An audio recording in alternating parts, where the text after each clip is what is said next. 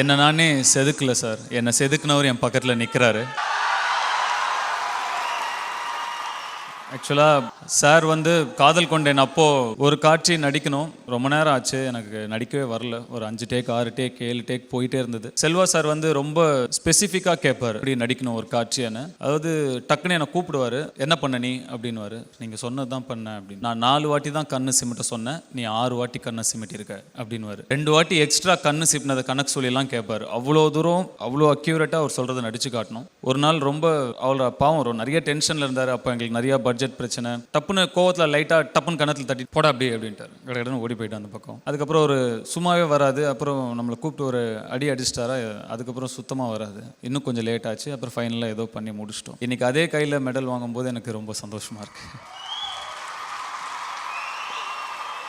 எத்தனையோ அவார்டு வாங்கினாலும், எந்தெந்த ஊருக்கோ போய் அவார்டு வாங்கியிருந்தாலும் எனக்கு இப்போது இந்த மொமெண்ட்டில் ஒரு மாதிரி சிலிர்ப்பாக இருந்தது. இன்றைக்கி இங்கே நான் நிற்கிறதுக்கு ஒரே காரணம் என்னுடைய கல்கி என்ன செதுக்கிய செல்வராகவன். இன்னும் நான் எவ்வளோ இடத்துல எத்தனை இடத்துல நன்றி சொன்னாலும் பத்தாது. இல்லை, நீங்கள் சொன்னீங்க எக்ஸ்ட்ராவாக 2 தடவை கண்ணு சிமிட்டதுக்கே கோவிச்சுக்கிட்டாருன்ட்டு. 1000 ரோடில் ஒரு 5 நிமிஷம் கண் சிமிட்டாமல் இருக்கணும்னு 5 நிமிஷம் எப்படிங்க கை சிமிட்டாமல் இருக்கிறதுன்னு நான் கண்டாக்டர்லாம் கேட்பேன், இவ்வளோ நேரம் முடியுமாங்கன்னு. உண்மையிலேயே அவர்கிட்ட நடிக்கிறதுன்னு ரொம்ப கஷ்டமான ஒரு விஷயம். அப்படி ஒரு சிறந்த இயக்குனரை நம்ம பார்க்க முடியாது. இப்போவும் ஃபேஸ்புக் ட்விட்டர்லாம் பார்த்தீங்கன்னா 1001 2 எப்போ வருதுன்னு கேட்டுட்டு இருப்பாங்க. அந்த மாதிரி ஒரு நீங்கள் இத்தனை படங்கள் நடித்து அவ்வளோ எக்ஸ்பீரியன்ஸான ஒரு ஆக்டர் அவர்கிட்ட நடிக்கும் போதே நீங்கள் அவ்வளோ கஷ்டமாக இருக்கு. நீங்கள் நான் ஃபஸ்ட்டு 2 படம் அவர் கூட நடித்தேன், எனக்கு எப்படி இருந்திருக்குன்னு கொஞ்சம் இல்லை. எனக்கு தெரிஞ்சு நடிகர் தலைவர் சிவாஜி கணேசனே நடிச்சாருன்னா கூட கொஞ்சம் கஷ்டமாக தான் இருக்கும்னு நினைக்கிறேன். அந்த மாதிரியான ஒரு இயக்குனர் அவர். 1001 2 இருந்ததுன்னா அதில் நான் இல்லாமல் இருக்கவே இருக்காது சார். அசுரன் பொறுத்தவரை நீங்கள் ஒரு ஆக்டருக்கும் இந்த மாதிரி ஒரு கேரக்டர் அவரோட கெரியரில் கிடைக்கிறதுக்கு ரொம்ப பாக்கியம் பண்ணியிருக்கணும், கொடுத்து வச்சுருக்கணும். அந்த வகையில் நான் ரொம்ப பாக்கியசாலி. இந்த படமும் இந்த கதாபாத்திரமும் என்னை தேடி வந்ததுக்கு.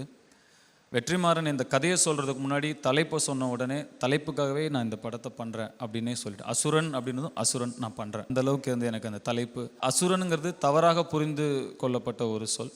அசுரன்னு அரக்கனோ ராட்சசனோ இல்லை.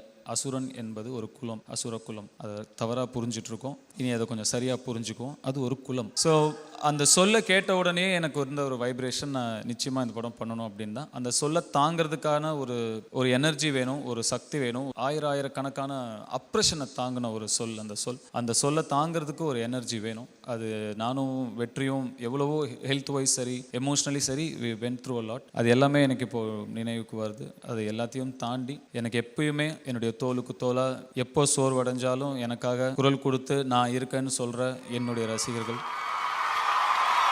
அவங்களுடைய சப்போர்ட்டோடையும் அவங்களுடைய என்கரேஜ்மெண்ட்டோடையும் இதை பண்ண முடிஞ்சுது.